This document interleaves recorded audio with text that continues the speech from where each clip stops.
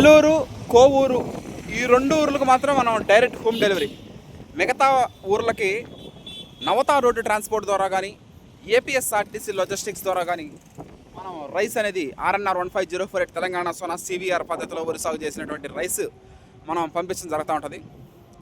దూర ప్రాంతాలన్నింటికి నవత road transport, APSRTC logistics. అదే కోవూరు, నెల్లూరు చుట్టుపక్కల ప్రాంతాలలో లొకేషన్ పంపిస్తే డైరెక్ట్ హోమ్ డెలివరీ మనం పంపించడం జరుగుతూ ఉంటుంది. Okay, thank you.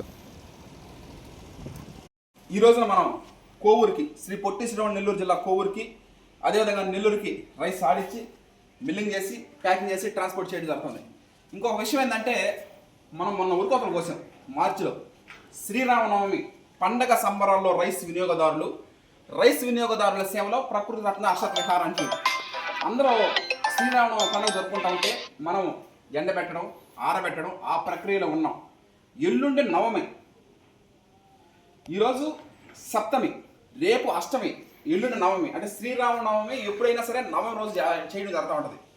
కళ్యాణం చేయలేము కానీ అఖండ భజన 24 గంటల అఖండ భజన పటేల్ నగర్ గ్రామం, విడవలూరు మండలం, శ్రీ పొట్టి శ్రీరాములు నెల్లూరు జిల్లాలో అఖండ భజన చేయాలని నిర్ణయించుకోవడం జరిగింది.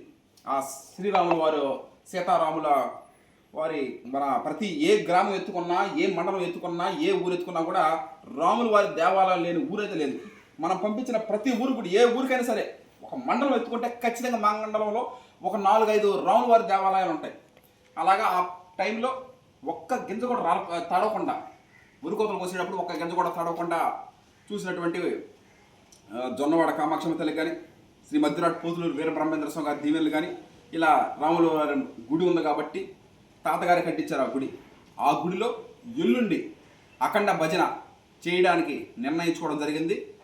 ఈ విధంగా మనం ఎల్లుండి మనం నవమి రోజు శ్రీరాముల వారి సాక్షిగా మనం అఖండ భజన చేయించడం జరుగుతూ ఉంది. ఇది చేయించడం సంతోషకరంగా ఉంది నాకు. Okay, thank you. ఎల్లుండి కలుద్దాం.